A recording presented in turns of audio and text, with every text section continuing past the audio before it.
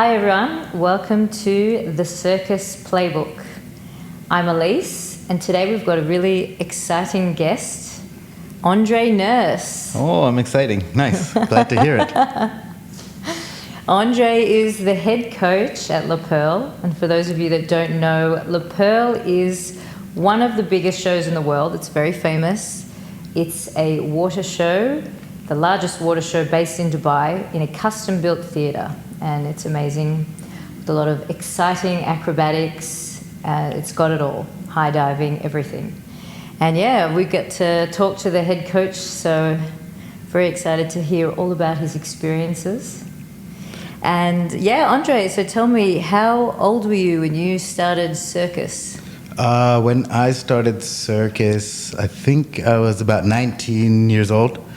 But first, let me say thank you for inviting me here, Elise, and it's great to sit with you. And yeah, I'm definitely looking forward to this interview. But yes, when I started circus, I was about 19 years old. I had just finished my gymnastics career and was looking for what was next in my life. I guess you could call it like a quarter-life crisis.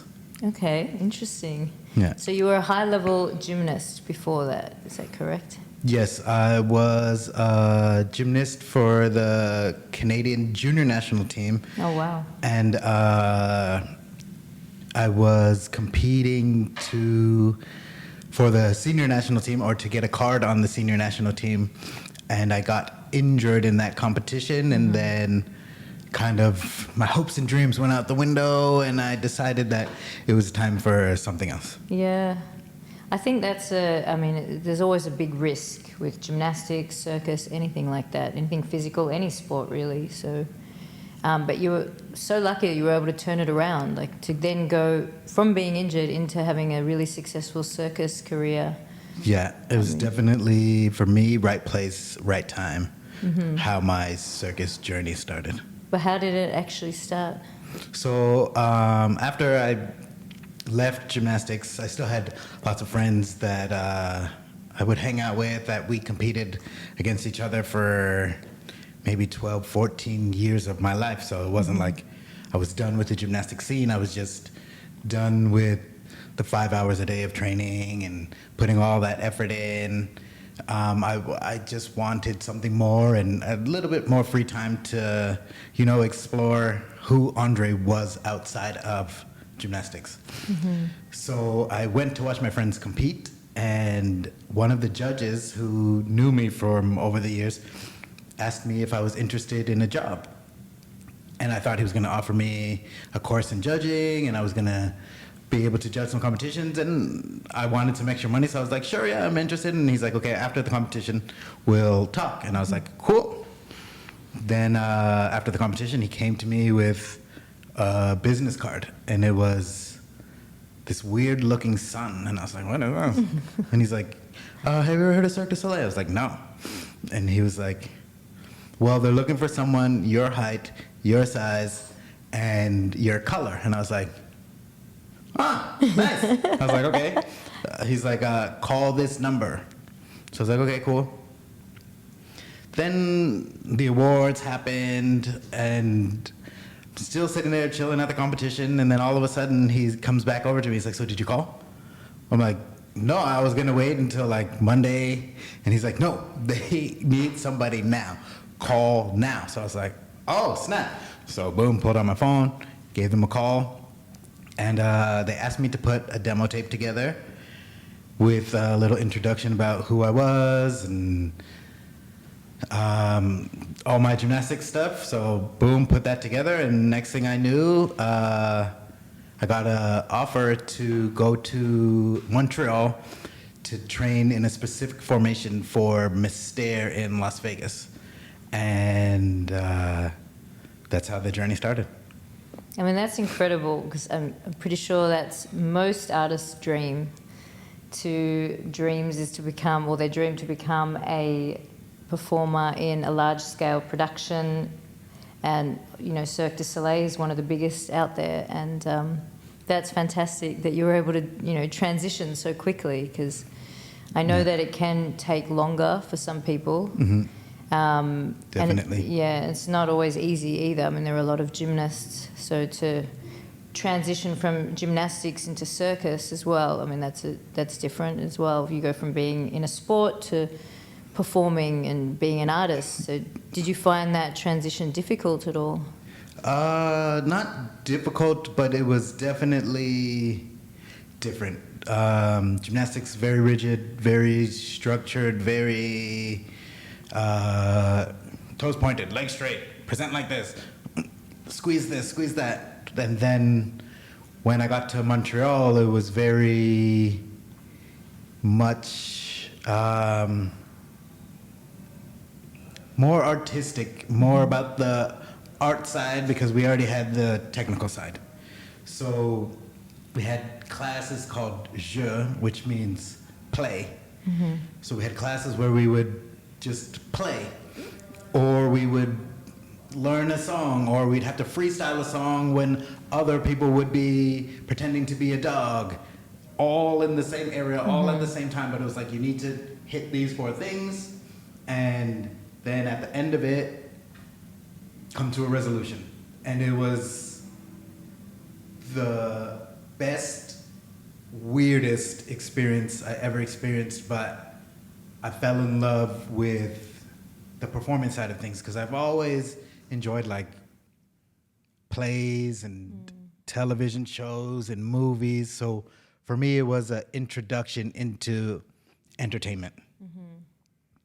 And how long were you with Cirque du Soleil for? I was with Mystère for 5 years, and then I did a couple short contracts with their sister company at the time, which was 45 Degrees. Mm-hmm. Yep. Yeah. Oh, wow. And then you just fell in love with circus after that? Yeah, as soon as I got to Montreal,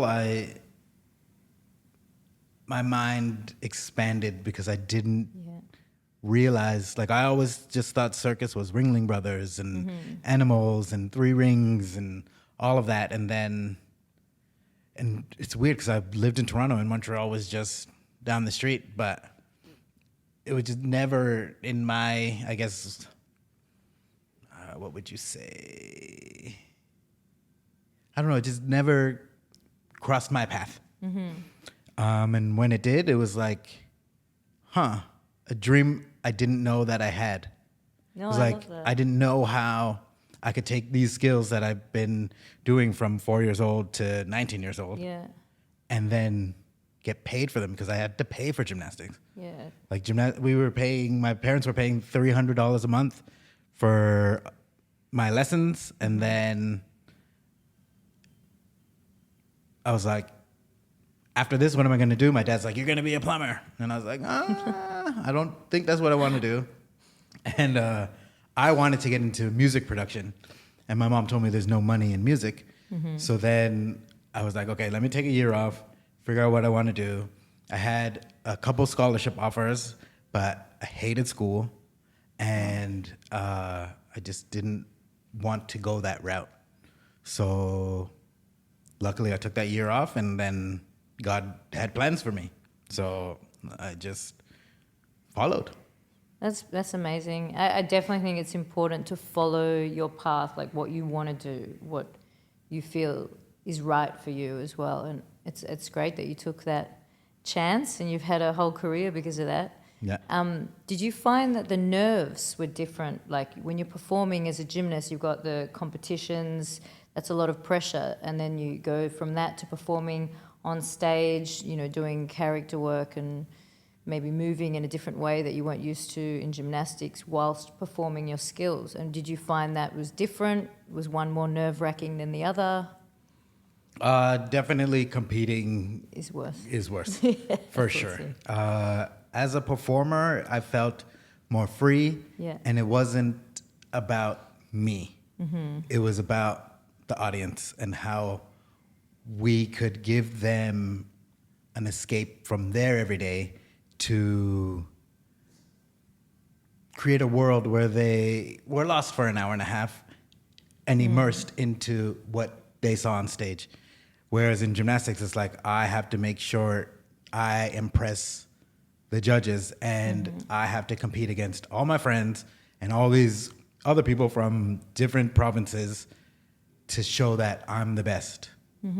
And yeah, it was great at the time, but it's definitely, I'm much more of a collaborative person. So I like to work together rather than compete for the number one spot. Yeah, no, I think that's some really useful advice for performers and aspiring artists as well, because it is like normal to be really nervous, especially at auditions, but even when you're performing on stage, especially in the early stages, or if it's a new production that you're performing in. And I think it's easy to forget that you're performing to entertain others. You're so focused on, oh God, I hope I don't mess this up, or, I hope I do a good job. What if I, make a mistake? But I think if you switch the focus to, I'm going to entertain others, I'm going to make them happy, then that will really not only calm you down, it'll renew your sense of why you're actually performing, why you love entertaining and, making others happy, bringing the joy to the audience's lives, especially definitely. Children and adults too. And do you have any advice for gymnasts that were thinking maybe of becoming circus artists? My advice would be to do it. If thinking about it, it never hurts to try. And you don't know what other opportunities may come. You may not want to be the performer, but you may want to put shows together, or you may not want to perform in a huge circus, but you may want to create a new act on a trampoline, a new act with a high bar or rings, or any of the events that you've been doing for many, many, many years. So it'll teach you how to be creative in maybe ways you didn't think you could be. So yeah, my recommendation would be to jump, go for it, don't think about it, and then once you're in it, you'll find a way. Yeah. And I think also the skills are so transferable. I mean, you see gymnasts who try apparatuses that might be similar to some of the events that they've done in gymnastics, or even just their body awareness is just so good, they just pick it up so quickly. Like anytime I've been training with an ex-gymnast, it's just like they've just got a new skill immediately. It could be something that I've worked on for 3 years to get, and they just be like, bang, they just do it on the straps or whatever, and I'm like, that's nice. That took me 3 years. But you've done the hard training, from a younger age, and often circus performers tend to start later, and you've done that. You started at 5, you're in there 5 hours a day. 5 days a week. 5 days a week. Yeah. As a kid, it's a lot. While I was off climbing trees, I don't know what I was doing. But I wasn't training like that. But also, I think at those events, those competitions, I know that a lot of talent scouts from Cirque du Soleil and other companies also go there, because they do have a lot of shows where they have like a group act, and they hire ex-gymnasts to perform in those group acts. So and even artistic gymnastics and acrobatic gymnastics, like when they're doing the hand-to-hand stuff and the bunkin, they go to a lot of those competitions as well, and you'll see those big acts on stage, and you wonder like, wow, how did they do that? But some of them have been working together for years in competition, and sports acro. Then they are allowed, or were able to transition to the stage. They may have had to change up some choreography a little bit, or just expand their vocabulary. But if you're willing to stretch yourself and willing to go outside of yourself, you'll fit in the circus. And if you're weird, you'll fit in even better. Yeah.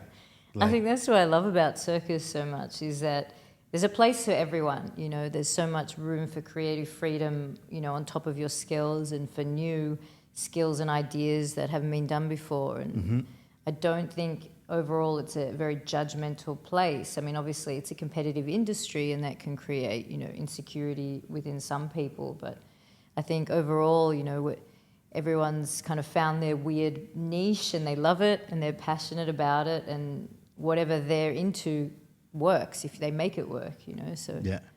I think that's one of my favorite things about circus and performing as well. Yeah, and you'll meet people from all Yeah. over the world. Like I've worked with people from every country you can imagine. So that's also something I love about it, because you just make family all over the world. Yeah. Because everybody's so accepting of each other, Yeah. rather than the competition. When you're in gymnastics, it's like, no. Like, we're competing.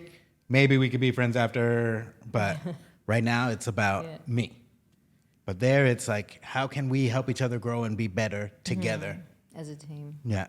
So that's something that also attracts me to circus and entertainment.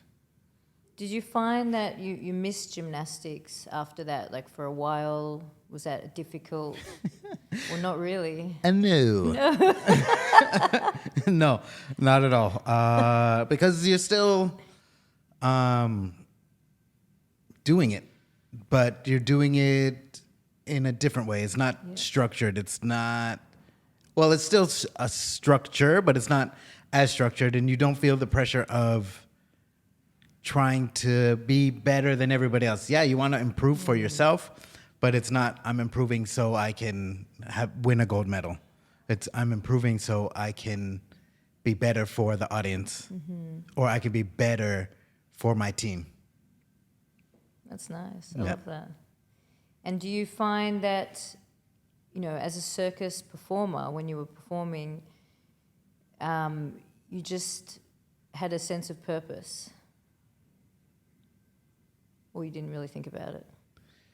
I didn't really think about it. Sense of purpose. No. It was more so I was still in awe. Like, I can get paid to do flips. Like, this is insane. It was, for me, it was like, it just opened my mind up to so many things, because I was like, I never thought after gymnastics I could make something of this. So when I saw that it was possible, it was like, let's go and just have fun. Yeah, no, that's great. I think having fun is also a really important part. If you're not having fun, I think that can translate across. And obviously, like every job, there'll be days where you might not be in the best mood or having fun in general. But overall, I think if you're just enjoying the process, you'll not only shine more, but you'll succeed more, because it's kind of, you're in that good mindset, and I think that's important too. Yeah. Actually, did you find that mindset was a very important thing for you while you were performing or competing as a gymnast, and then also performing as a circus artist? Yes, mindset has had a lot to do with it. As a gymnast, more so. As a performer, it was more about, it sounds weird, but having fun and enjoying what I was doing, because I enjoyed it, it wasn't work. It was play. I was getting paid to play. I was getting paid to fly on bungees. Like, I felt like a bird soaring through the sky twice a night. Like, I love that. Was, so it just brought me joy. Yeah. So I guess mindset was remembering, like, that I get to do something I enjoy doing, rather than I have to go to work. It's like, no, I get to go to work. So that, I think, for me, was what made my career at Mystère so enjoyable. But also, after a certain amount of time, doing the same thing over and over again, it gets a little tedious. So it was like, what's next?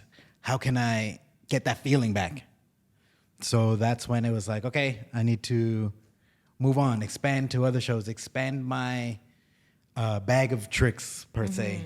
Because I was doing bungee, I was doing Chinese poles, but I was only doing certain tricks on Chinese poles because it's very structured. Yeah. What you do in the Circus Soleil show, like, this is your part, you do that. But then like I would see other circus artists. I would watch videos on YouTube, and I'd be like, "Whoa, these guys are doing crazy tricks! Like, I want to learn those tricks." So then, after I left that, it was like, okay, I need to go and find these artists. I need to go play with them, and that's what I did after Cirque. I found other artists. I played with them, and then more opportunities presented themselves, and I worked with smaller circus companies and did a North American tour, and I worked with that circus company was called Cirque Mechanics. Oh, yeah, yeah. So I worked with them. Chris Lashois, he's an amazing, amazing person.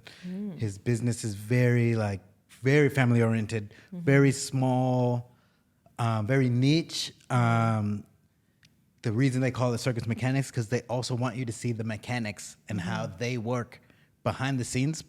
But instead of putting it behind the scenes, they show you up front and it happens on stage. So you see how the trapeze is being lifted. Like I had a partner act with a girl, and she was doing a trapeze act, but I would be riding a bike on a I-beam. You were riding a bike. And that would lift her up and down. Oh, okay. And then there would be a performer on either end of the stage, but on stage pulling ropes, and that would spin the beam. Oh, amazing. So we were all working together, but you could see how the magic was happening. But it didn't ruin the magic because it just gave another side to the circus. And then again, it was like, whoa. Yeah. So, yeah, I don't know what to say. It's just such a great experience I've had all these years.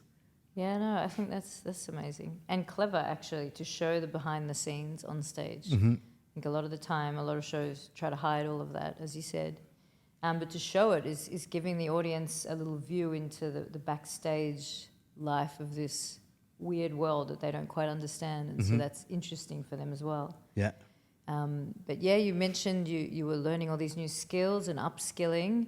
What did you find your training was like as a gymnast versus a circus artist? As a gymnast, I was told what to do. As a circus artist, I got to explore what I wanted to do. Okay. Yeah. So it gave me the freedom to be myself in what I wanted to learn rather than because in gymnastics there's compulsory routines, so everybody does the same routine, but for the judges it's like who looked better doing it because everybody's doing the exact same thing. With circus it was like I like that trick, but how can I make it my own? How can I do that full twist, but if I bend my leg to the side or if I throw an arm up or how does that look? How does that feel? Oh, this feels good. I could do it like that. But in gymnastics, if you do that, that's a deduction. Yeah, yeah. So. The creative freedom. Yeah. It was, yeah. For me, that's the difference is, like, don't get me wrong, like gymnastics taught me the skills to be able to have the creative freedom. So it was amazing to have the structure in the beginning, especially when you're a kid, you just want to play and do whatever. But it gave me the discipline to be able to train on my own, to schedule myself to be like, go and train rather than, because I know what it takes to get to where I'm at. Like it was 5 hours a day, 5 days a week. So if I want to replicate that, I have to replicate that. Yeah. So you made your own program, or you just kind of trained with people and trained with people, but I knew I had to put in the time. Like people talk a lot about 10,000 hours, and if you want to master something, it takes 10,000 hours. Yeah, it's may not be 10,000 to be a master. I don't know. I've never counted the amount of hours I've done something, but I know you're not going to learn everything on the first try. Not everybody can do that. Some people are just that talented. But for those that aren't, you have to put the time in, and it's going to suck. It's going to hurt. You're going to be discouraged. But the more time you put in, the more effort you put towards something, the better you'll be for it. I definitely agree with that. I'm definitely one for repetition and not necessarily naturally talented with a lot of skills, had to put the time in. High diving, it's a good example. Me trying to learn how to high dive. That took a while, a long time. But you never gave up. You never... I mean, you were discouraged at points. Yeah, for sure, definitely. But you eventually got to 15 meters. 16. 16 my meters. Last day, yeah. So, I mean, that's a huge accomplishment for somebody who's never dove before. Yeah. And you did that in a year, 2 years. Yeah. With breaks in between. Breaks, yeah. So, and that wasn't 5 hours a day, 5 days a week. That was 30 minutes once a week. Yeah. So that's why it took that amount of time. But if you had more time to do those things, you would have progressed a lot faster because you have that determination, you have that hunger, you have that spirit, you have that drive. And that's one of the things that, many of the things that I saw in you when it was COVID time and you had auditioned or sent your stuff to Le Perle, and I was like, yeah, this girl definitely deserves something. Because after we did the interview, I saw something in you and I was like, she deserves to be here. And that's why you were here, that's why you're at Le Perle currently. And I also saw a side of you that wanted to, or not that wanted to, but that was able to help and teach others and pull from others because of all the experience you had. That's why I offered you the job to be the aerial coach at Le Perle. And now I think you're thriving. We have 2 new CCOs and they are learning at such a quick pace. But I think it's because of the passion and the drive and the love you have for circus that translates to them. So they want to give of themselves because you give so much of yourself. Thank you. I appreciate that. I think the biggest thing that I've always learned is to not be afraid to fail, along the way. Yeah. Or what you call failure is actually just a process of learning. You're going to make mistakes. I make mistakes all the time. That's the only way you learn, you grow, and you can't be scared to put yourself out there. Yep. So even if I'm terrified of something or nervous, I'm gonna do it anyway.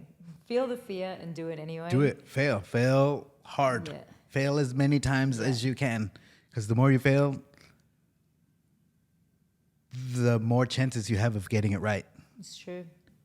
Because you've got it wrong so many times. So this next time might be the right one. Yeah. So fail and fail forward. Exactly. And there's no way to go but up if you just keep going. To stop is... To fail. Yeah, is to fail. But just keep going no matter what obstacles you get in your way. I'm just going to try again. I'm just going to try again. Put your pride to the side. Yeah. And just go for it. Yeah. Just follow your passion, follow your dream. I think that's the most important thing I've learned along the way, and something I like to teach others as well. And I think you definitely do that as a coach. You always encourage the artists. You've been coaching at Le Perle now for 6 years. 6 years. Yep. And I mean, that's also not easy to go from being an artist to transitioning into a full-time coach. It's different coaching on the side to being a coach full-time, and you're no longer on the stage. You get a different sense of joy. You're backstage, but you're watching the people you've coached perform and shine. But did you find that transition difficult or easy? Well, definitely nerve-wracking because I wasn't sure of what I was getting myself into. I've coached kids, I've coached teenagers, I've helped adults that want to learn a backflip, but I've never coached professional artists. So when I got to Le Perle for the first time, it was definitely like, okay, how do I navigate? What is my role? Am I teaching them skills?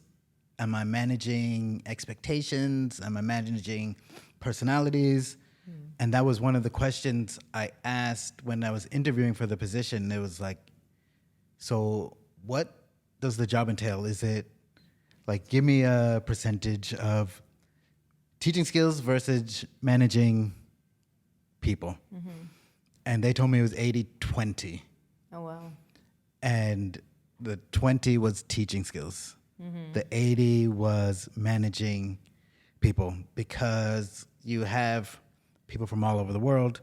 You have people straight out of gymnastics. You have people that have been performing for 10, 20 years who have their favorite coach and how they coach, and they don't like this person for this reason, and these people don't get along. And so it's like, how do I manage all of that?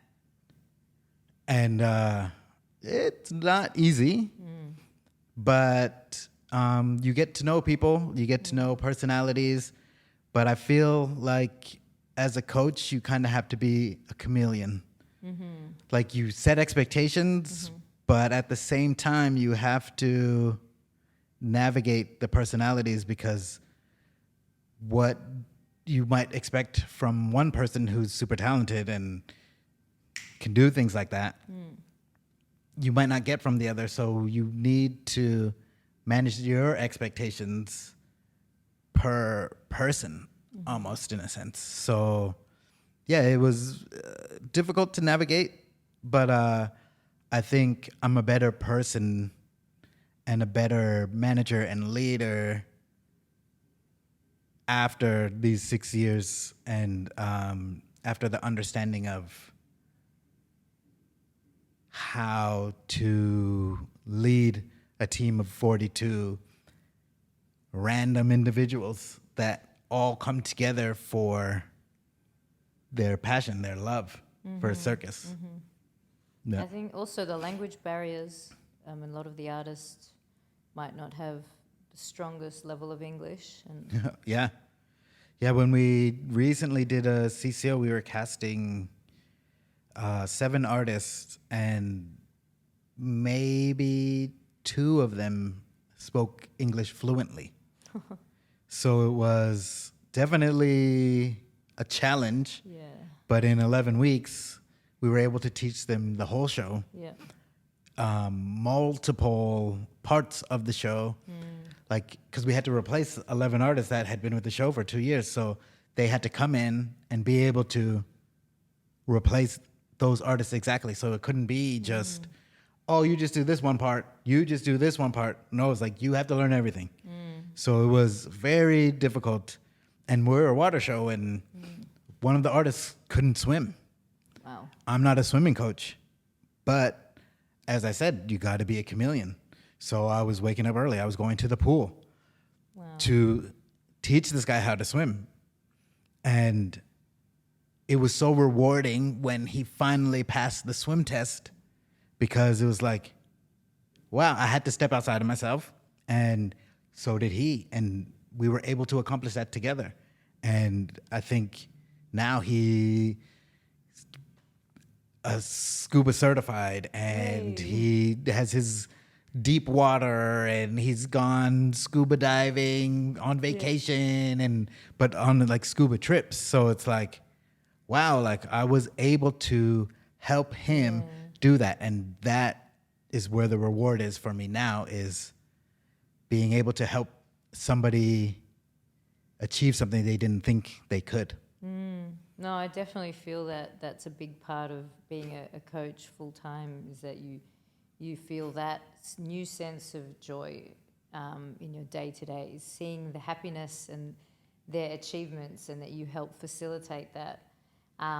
But definitely, you also learn a whole new aspect of coaching that you never, I never experienced in my previous coaching roles ever, like the whole, because you're around everyone for so many hours a day, and then there may be some dramas or emotional things that you have to deal with as well. So you feel like sometimes you're almost acting as a therapist. Yeah, I would say for anybody that wants to get into coaching, Yeah. it might be a good idea to like get like a psychology 101 degree, or do what we did and Yeah. get immersed in it and get your education in the hours.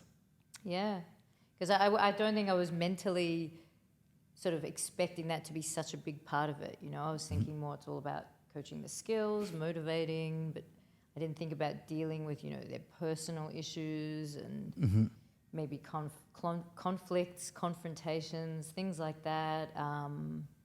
And then there's, you know, politics and all sorts of other things that you just don't think are such a big part of day-to-day coaching, but they are, you know, and I think that's in a lot of workplaces, but especially, you know, something where you're working with people, they're exhausted, they're doing a very physical job, they're performing 2 shows every night, 5, sometimes 6 days a week, they've got trainings every day, you know, so that wears you down, you're tired, and, you know, you're around the same people until 10:30 every night. So I think that also plays a big part on how everyone's feeling, and they've got they're more reactive than they might be if they, you know, had been at home relaxing all day and just came in to do the shows. Yeah, for sure. You know, it's different when you've just been there for 8 hours and then now you've got to go and do something scary on stage, or something that might make you a bit nervous. So Yeah, and when those situations arise, our previous executive show director would always say,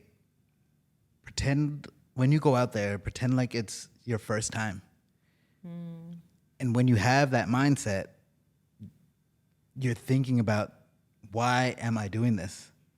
Why you were excited to be on the stage in the first place. So if you can manage to put your head in that mind space, you'll always enjoy every show, because it's always like you're doing it for the first time.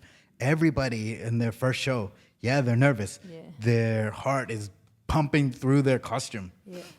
But it's so rewarding because Yeah. you're finally getting to do what you've wanted to do for so long. And now you're finally doing it. Yeah. And if you can just keep that feeling, you'll never be unhappy at work. That's true. Yeah. It can happen that you forget sometimes because you're doing it. If you've been performing for, you know, over 15 years and you're doing 2 shows every night, you know, people can sometimes forget. Not forget, but just sort of, they're just almost on autopilot. And so I think it's important to try and keep that feeling, like you said. Yeah. But I think also that's one of the good things about Le Perle is they have different tracks. You know, your show lineup is never the same each night. You have to learn the whole show. You're not just going on and doing your part and leaving. And then your positions in each, you know, whether it's dance choreography or whatever, even the tracks that you're doing, it's going to be completely different each night. So you need to sort of be paying a bit of attention. Yeah, it kind so of you don't miss a cue. keeps it fresh. Yeah. Yeah. And so what do you look for when you're casting for artists for Le Perle? Like, what's the most important thing? For me, the most important thing is because I see the demo, I see the resume, but I look forward to the initial interview because I want to work with good people, I don't care if you're the best, because I know you can train to be better, but I'm looking for the people with the right mindset. The people that are still in love with what they're doing, the people that are excited to work with other people, are excited to do something new. I look for that excitement, that childlike spark. And when I see that, that's more so what I look for. But I mean, if you have no skills but you have that childlike spark, maybe next time. Yeah. Like, go get a little bit better. But it definitely, for me, it's not just about the tricks, it's about the person. And I want good people. And when I say good people, that means a good personality, not just, I got the skills. No, I want people who love what they do and will stay in love with what they do and can remember, like, why I'm doing this and still have that love. So that's what I look for. No, that's a really important point. I think I look for that too. Definitely, in the last round of castings, it's important to see that someone has a good spirit, good energy. They're going to enjoy the process. They're going to, because it is difficult, and it can be difficult. Learning scuba, or things that are out of your comfort zone. Yeah. And you're tired. They're long days, long nights, and someone that's going to keep a good spirit, bring the morale up in general, be enjoyable to be around, have an open mindset when learning the choreography or things that they might not be good at. You have to learn a lot of different disciplines that you wouldn't normally perform. Chappelle, the harness work, all the group acts. And like we were saying, like those people that are willing to come and make mistakes. Yeah. And improve and get better and not be worried about making those mistakes. Yeah. So yeah, it's definitely, for me, it's about the person rather than what they can do. Yeah. I think also the drive to want to work hard and improve is really important as well, because if you're not getting something or you're struggling with picking up a lot of choreography, for example, I think it's important that you're going to put the time in on your own if needed to make sure you revise the choreography or work on the skills that you need to work on. 10,000 hours. Yeah. I mean, yeah, it all comes down to how bad do you want it? Yeah. And what are you willing to do to achieve your goals? Yeah, and I think that's the same in any competitive industry. And circus is a very competitive industry. There's so many circus artists out there.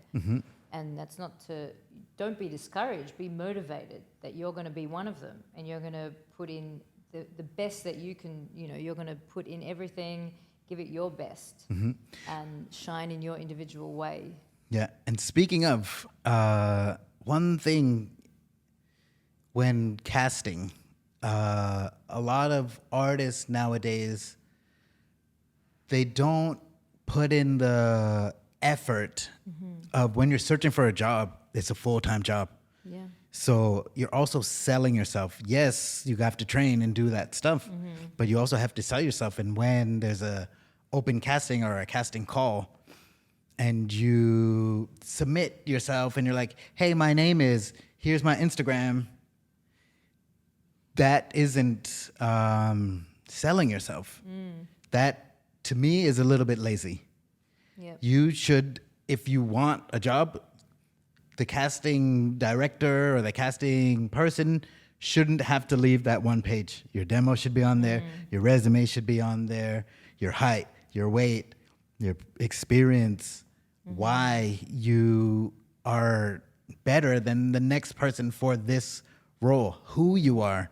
All of these things should come across right away rather than me or you or the casting director at Cirque du Soleil or any circus company having to search for you when you are the one that came to them. Yeah. So my advice for them would be to make a demo, a minute, 30 seconds of your best stuff. Make sure on your resume you have your previous experience. If you don't have any experience, the skills that you have. Tell us a little bit about yourself. Tell us what you're passionate about. Show us why you are the one for the job. Yeah. Rather than us having to, or sending us to search for you. It's so important because there are, hundreds, if not thousands of applicants for, any job in demand, especially in this industry. And what's going to make you stand out, at the end of the day? If they have to, they've got busy schedule, things that they need to do, lots of applicants to go through. If they're going to have to search for you or download video files or, look for your Instagram when they're on their computer, they're most likely going to go next, I think. No, not most likely. They're definitely going to go next because they're going to look for that candidate that had already, who's done that. Yeah. And if out of 1,000, it's 3, those 3 are most likely going to be the first ones to be reached out to. Yeah, no, definitely. So I just That's just something maybe it sounds bad, but it's true. it's something that everybody should keep in mind when searching for that job. I definitely experienced that too, because you've got a lot of applicants that will show you that they've taken the initiative and show you how much they want the job. So it's then going to be extremely difficult to take the time to look at someone that looks like maybe they didn't want the job as much, or they didn't really care to put much effort into the application. Didn't, Yeah, it shows didn't a include lack CV. of care. Yeah, it shows a lack of care. It shows it might have been difficult to type your Instagram handle, but not as difficult as putting a demo together of your 1 minute or 20-second Instagram posts. But the person that does that shows they want it that much more. And do you think it's important to also enclose a full video of your act, preferably unedited? I think it definitely depends on what you're applying for. If you're applying for a house troupe position, then you might want to put a demo together of a bunch of different things. But if, let's say, you're applying to be an aerialist in, say, our show, yes, put together that 1 minute, 30-second demo so we see, like, okay, she touched the hoop, she touched the silks, she's done something in a harness, she's done something on an aerial pole or any other aerial apparatus. But then if you have an act, also put that in there so we, again, don't have to search for it or write you back. Of course, if in that 1 minute and 30-second video we see, like, wow, of course we're going to write you back because you did most of that work. But it's also good to just attach a link to a YouTube to be like, hey, other than this demo, here's also an act that I did for this show, an act that the more you give, the more you sell yourself, the easier it is for someone to buy in. It's true. And it's show business. It's a business, so you need to present yourself in a professional capacity, provide links that are easy to access, filmed in landscape, not portrait. So it fills up the whole screen, shows that you've got professional experience, the required skill level of the required disciplines, and that you've included all of those elements. I don't recommend sending files that are difficult to download as well. I think Yeah. a link to YouTube or Vimeo is the best, because you just press the button, you're right there. The easier you can make it for the person looking to hire you, the better. Always.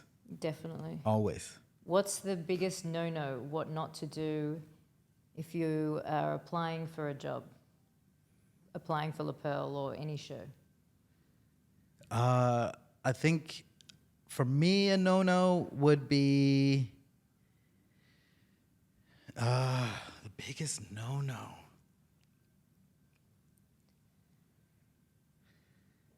Being too informal. Okay. Like, yo, Andre. And I was like, no, I mean, I understand maybe that's your personality. And maybe you start with like a yo, but it's like, yo, I'm da-da-da-da-da, and this person said I should message you, give me a job.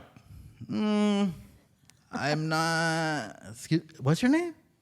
How did you, could you please send me, it's like those, it's skip, try again. Yeah. Hey, Andre, I got your contact email from,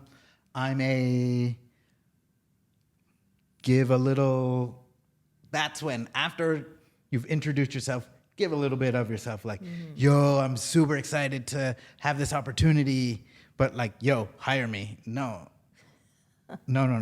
That is the too informal, or when like you're applying, and one time I was doing an interview and the person on the other side of the screen was smoking weed. No. And they thought that this was a good thing. And I was like,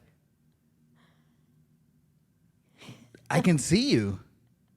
Like, I don't care if you do that, but don't do it in the interview. Yeah, no, that's... You know, like, to each their own. Yeah. You know, if that's how you get inspired and whatever, fine.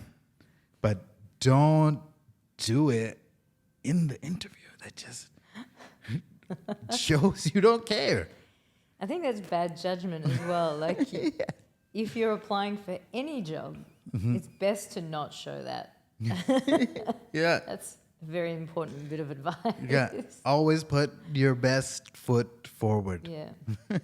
Yeah, definitely. To show that you're going to be professional, reliable, and actually turn up to work. Not that you might be out partying the night before and you might not make it to the show. No one wants to see that. Yeah. It makes them very nervous if they're the ones that have hired you. And then they're going to be left going, where are they? You know? Yeah. That's interesting. Yeah. Yeah, that is a no-no. That's a definite deal breaker. Yeah. Is there anything else in particular that you would strongly recommend against? Strongly recommend. When auditioning against. or when applying online for a position, either at Le Perle or another show? No, if you stick to selling yourself to make it easier for the casting director or casting person or who's ever in charge of possibly hiring you, if you make it as easy as possible for them, the better chance you'll have. So I guess a no-no is don't make it difficult. Yeah. Yeah. Don't make it difficult for them to know who you are, to Yeah. see who you are, because it will definitely lower your chances of being the next person in that position. Yeah, and I think it's important to show your personality, but within a sort of a professional capacity as well. Like knowing that you're applying for a job, that you're going to work hard, and that you want to show them that you really want the job, and that you're going to do your best to do the best that you can do in that show and performing, and you're going to be reliable, and you're going to, you know, work hard and put on a great performance, and that you want it. Yeah. And don't make it difficult. I think that's very, very important. Yeah. Yeah. Show that you want the job, show that Yeah. you care, because if you show that you don't, then that's what comes across. And then why would you want somebody that doesn't care? Do you think that puts into the person who's trying to hire you's mind that, oh, they'll last for 2 years, this 2-year contract? No, if you don't care, they'll be like, oh, the next opportunity that comes along, maybe they'll just leave. Or maybe the first sign of adversity, they'll be like, oh, this is too difficult, I'm out. Yeah. Like if you show you don't care, then it comes across. And also that doesn't help you sell yourself. You're selling you. You are the product. Like, would you buy a Coca-Cola drink if in the commercial it was like, I don't know, like it came out of the mud and it was half open and then, like, no, you wouldn't drink that. Yeah. You buy it because the commercial makes you think it's refreshing and it's going to enhance your day in some way. That's what attracts you to it. So again, you are the Coca-Cola. You're the Pepsi. You're the product. Be the product. Be what would you want to see if you were in that position of the casting director? Think that way. How would you want someone to present themselves if you were filing through 1,000 people? What would you want? How would you want the process to go if you were that casting person? Sometimes think that way. I think that's really useful information, and also to, as you are the product, like you're saying, you need to also look somewhat presentable. Try not to look like you just woke up in pajamas on the Skype interview or Zoom call. You know, make sure that you look like, you know, you've gotten ready for the occasion, and that you're switched on. And don't be late. I think that's an obvious one, but Yeah. be surprised. No. That's a no. Or if you know you're going to be late, send an email. Send a WhatsApp. Send something to be like, hey, I'm stuck in traffic. I'm really trying to get to you, but like communication. Communication if you can't make it on time. Or, hey, I couldn't make it because my mom needed me to do this, or can we reschedule? You'll win a lot more that way than showing up late and hiding the fact that you couldn't make it on time. You know, it's always better to let us know ahead of time than to be like, sorry. Like, No, there's a saying, it's easier to ask for forgiveness than it is for permission, but not in casting. Not if you're the one wanting the job. Yeah, I think definitely just try not to be late to start with.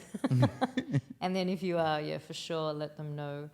But also, if you're going to be late, it stresses you out. So then maybe your energy won't be as good as if you were calm, and you're going to be nervous either way. You don't need the additional adrenaline of, oh my God, I'm not going to make it, that stress. And you'll go into the interview or the audition all sweaty and disheveled and a bit frazzled, and, maybe the words won't come out properly. So I think do whatever you can to make sure you're not late. And like you said, if you are late, then let them know, and hopefully it's a very good reason. But I think that's really, really important advice. Yeah. And honestly, so much useful information today, like so many useful points for artists, aspiring professionals and professionals to just really up their game, put themselves out there and just go for it, go for their dreams, perform as much as they can while they still can. Have you got any other words of wisdom that you've picked up along the way for circus artists? No, nothing new. Just to remember why you started doing it in the first place. Remember how you felt when you started. Always try to keep that childlike spark, and it will never feel like you're working a day in your life, especially if you love what you're doing. So love what you do, and if you don't love it, life's too short to do something just to do it. Do what you love because you love it, and you will find a way to monetize it. You will find a way, especially in today's world, like you can monetize anything. You could cut your toenails and somebody will buy it because it's just that we're there now. Yeah. So love what you do, and you'll never work a day in your life. I love that. It's so true. Thank you. That's very inspirational, very useful, and I really hope you guys enjoyed that as much as I did. And I want to really... I did. I enjoyed it. I really enjoyed it. And I want to say thank you again. I know we work together. He's in the office long hours. He's always there early. He's leaving late. He doesn't take breaks. He doesn't eat. Often I'm like, he doesn't eat. I'm always eating. And I'm very grateful that you took the time to talk to me and everyone and just impart your wisdom. And I want to say thank you. So thank you so thank much. you. Thank you for having me. And very, very good luck with this new venture of yours, this podcast and all that you're doing, Elise. You're shining like a star. So don't let the spark go. Oh, thank you. Yeah. I love that. All right. I'll see you later, guys. Have an amazing day. Bye, guys. Bye, guys.